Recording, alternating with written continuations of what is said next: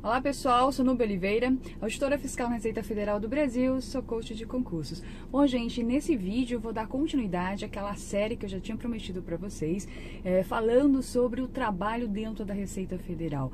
Quando vocês passarem no concurso, com o que vocês têm possibilidade de trabalhar entrando aí na Receita Federal do Brasil. Nós gravamos o primeiro vídeo com a Jaqueline Oliveira, ela falou sobre o trabalho dentro das DRJs, das Delegacias Regionais de Julgamento, tá? E agora, neste vídeo, quem vai me ajudar é o Renato Santiago, tá? Nosso coach Renato Santiago. O Renato Santiago já passou por diversos setores dentro da Receita Federal e hoje ele trabalha na Cefis, na Secretaria de Fiscalização. O Renato tem uma experiência gigantesca dentro da Receita Federal, tá? Ele vai falar um pouco pra gente sobre os mais diversos setores, tá? E vai dar um foco aí maior na Cefis, né? Na Secretaria de Fiscalização, que é aí, digamos, a menina dos olhos da Receita Federal. Afinal, quando a gente pensa em ser um auditor da Receita, a gente sempre pensa em fiscalização, né? Ser um fiscal, um auditor fiscal externo, né? Da externa. E é isso que de certa forma, os auditores que são lotados na fiscalização são, não é?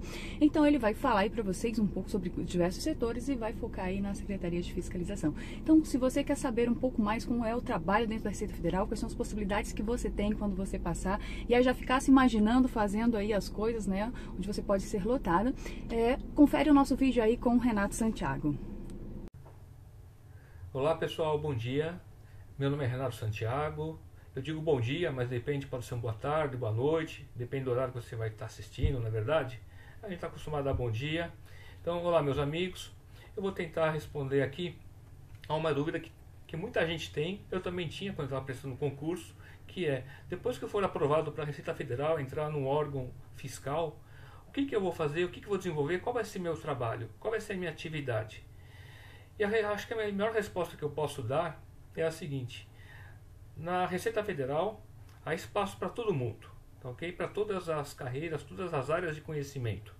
Tá? Então, a gente sempre tem aquela ideia de que tem que ser um contador formado em contábeis ou formado em direito, mas não. Na verdade, a gente tem na Receita Federal profissionais das mais diversas áreas. Então, temos administração de empresas, matemática, física, engenharia, bastante engenheiros na Receita Federal, na área fiscal, música, formados em música, formados em letras, médicos, né, quem é formado em medicina veterinária, geologia, física, químicos.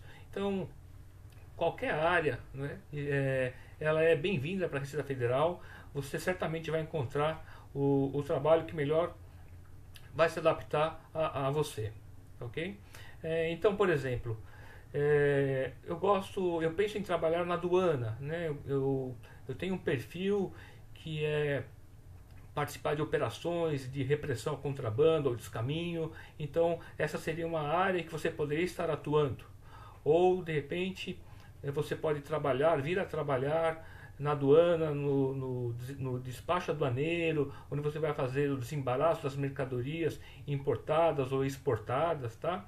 Isso são pequenos exemplos, né, pequenas amostras do que se pode fazer na aduana.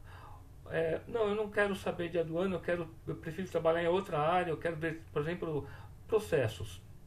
Tá? Então existem, você pode trabalhar com processos, analisando os processos, demandas, né, os pleitos dos contribuintes, verificar se está em conformidade, o seu pedido que ele está fazendo está em conformidade com a legislação tributária, a legislação fiscal. Ou senão você pode fazer, eu quero trabalhar no acompanhamento da arrecadação. Então existem também diversos serviços, diversas atividades que vão avaliar, analisar o acompanhamento, fazer o acompanhamento, o comportamento da arrecadação do nosso país. Depois você fala, não, eu prefiro trabalhar em outra área também, quero trabalhar na parte de julgamento. Então temos, por exemplo, julgamento de processos fiscais. Temos duas instâncias administrativas. A primeira instância é feita por uma turma, né, chama-se uma turma de auditores fiscais que fazem o julgamento em primeira instância. Eles são lotados na delegacia, na DRJ, Delegacia da Receita Federal de Julgamento, e analisam a autuação fiscal e a impugnação apresentada pelo sujeito passivo, pelo contribuinte que foi autuado. Tá? Uma segunda instância seria no CARF, né? O CARF é um órgão paritário formado por auditores da Receita e também por representantes dos contribuintes, né? É paritário.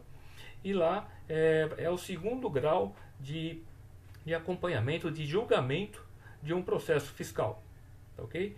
Eu gosto muito de trabalhar com atendimento ao público. Então existe atendimento ao contribuinte, plantão fiscal, que serve para tirar dúvidas dos contribuintes de toda a legislação, fazer orientação aos contribuintes, tirar dúvidas, explicar a legislação tributária, a legislação fiscal, temos explicar leis, medidas provisórias, instruções normativas, portarias, ordens de serviço e assim por diante. Hoje em dia a gente tem no país uma legislação muito complexa, né? Ela está sempre em constante atualização, então é difícil para o contribuinte estar atualizado. Nós também temos nossas dificuldades em nos mantermos atualizados e existem atividades na Receita Federal que visam orientar os contribuintes em relação à legislação.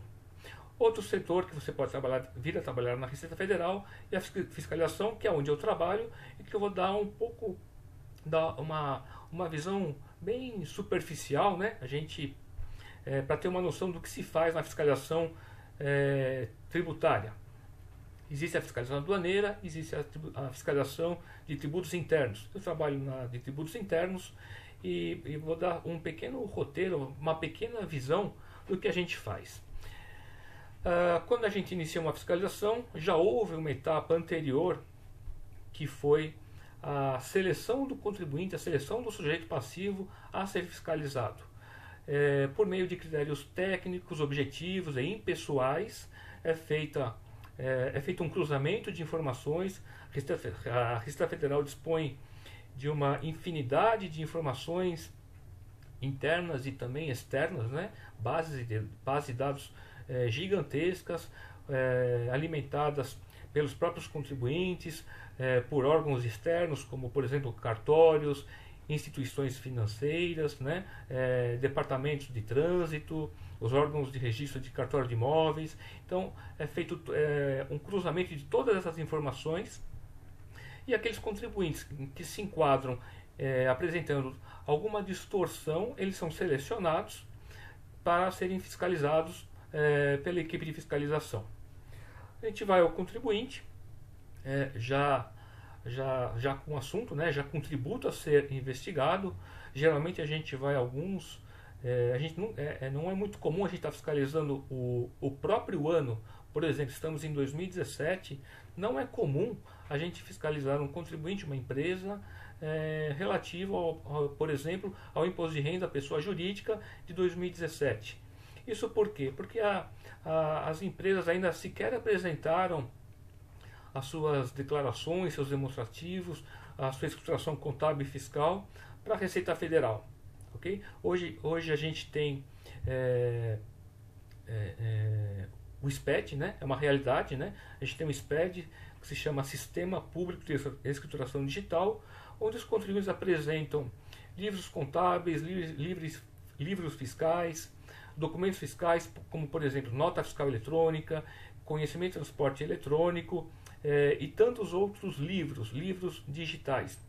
Escrituração contábil digital, escrituração contábil fiscal, um livro que é voltado especificamente para PIS e COFINS, que é EFD Contribuições. Na verdade, o SPED merece um capítulo à parte, mas grosso modo é falar que o SPED representa a escrituração contábil e fiscal da grande maioria dos contribuintes do país hoje.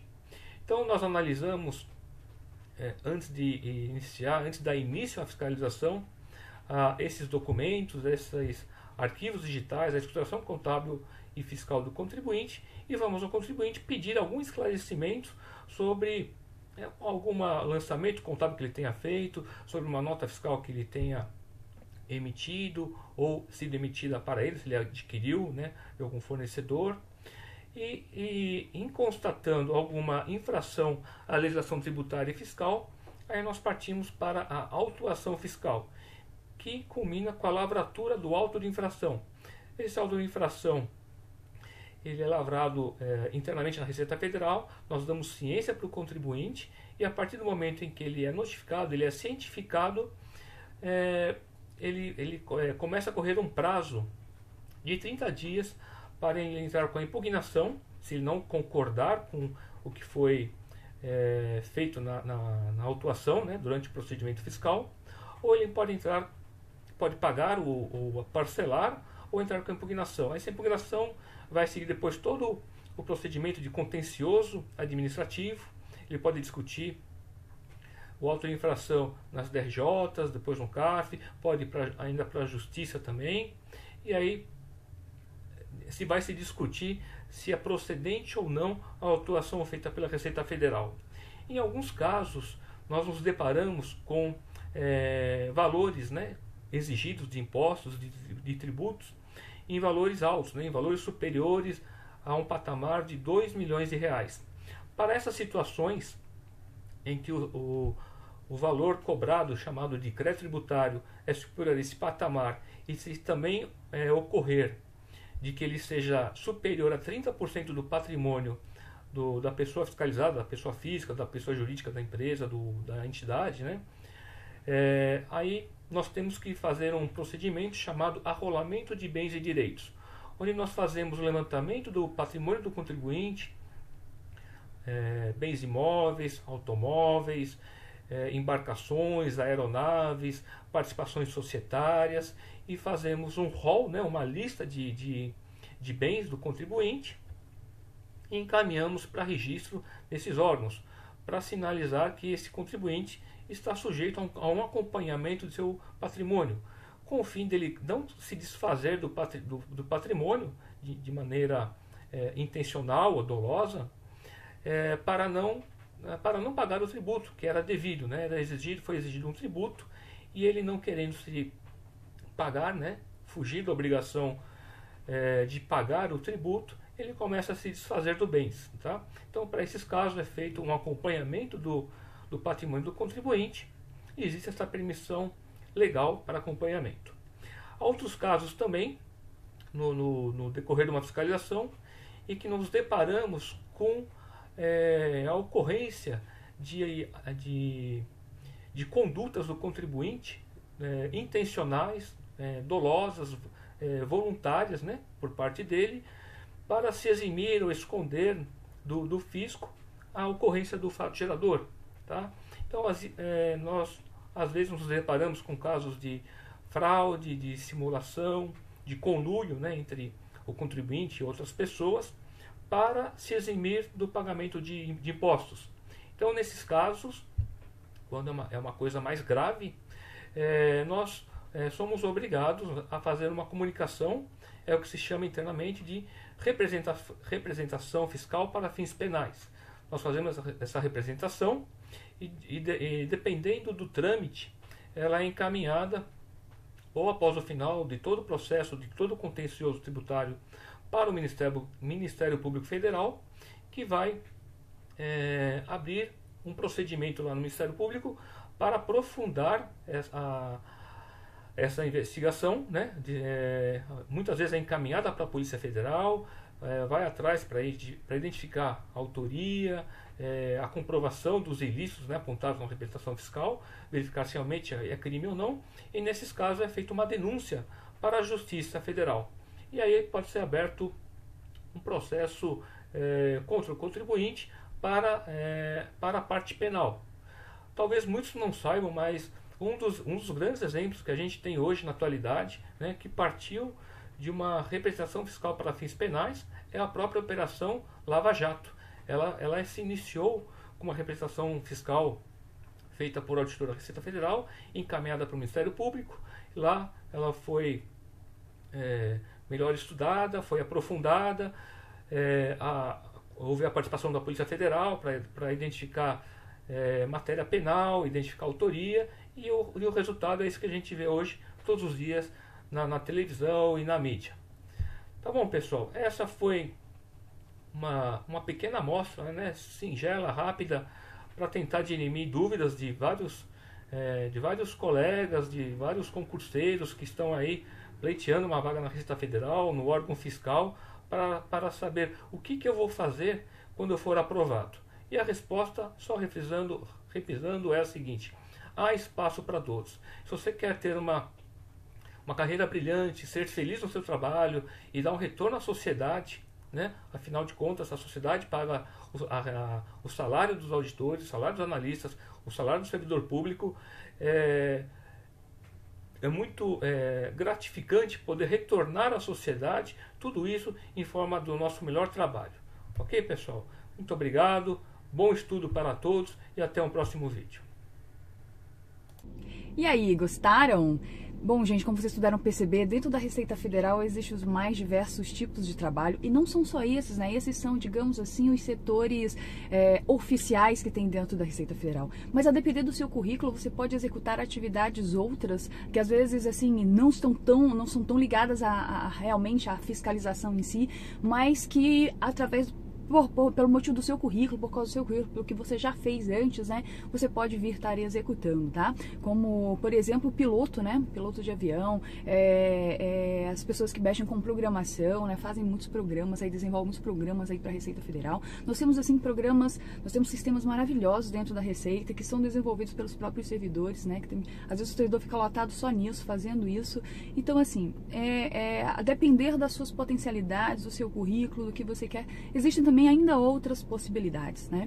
E aí, se imaginou dentro da Receita Federal e não fica pensando aí, se eu passar. Não. Pensa assim, ó, quando eu passar. Quando eu passar, eu quero trabalhar com tal coisa, tá? Pensa assim, pensa que você vai executar algo com um fim pré-determinado e esse fim é o seu objetivo e você vai chegar lá, se Deus quiser. E se você quiser ajuda para chegar lá, conta com a gente, conta com o coach. Aqui a gente não trabalha com o se, aqui a gente trabalha com o quando, tá? Então nós temos todo um serviço de coach completamente organizado que prevê todas as etapas que o aluno vai passar desde o dia que ele decide estudar até o dia que ele vai ser nomeado. Então nós somos a única equipe do mercado que realmente tem competência e capacidade e experiência para te acompanhar do início ao fim da sua trajetória como coach, tá bom? Até como concurseiro, né, coach, até o momento que você vai se tornar aí um servidor público, se Deus quiser. Se você gostou desse vídeo, quer fazer coach com a gente, manda e-mail para falando.com@gmail.com. Se você quer fazer com o Renato, cita esse vídeo e fala, tem vaga com o Renato Santiago, para quando tem vaga, e a gente vai conseguir colocar você aí na turma do Renato, ok? Cara experiente, né, não só como coach, mas também dentro da Receita Federal. Então, assim, ó, tá aqui super disposto a realmente trazer vocês pro lado de cá junto com a gente. Vamos esperar o e-mail de vocês.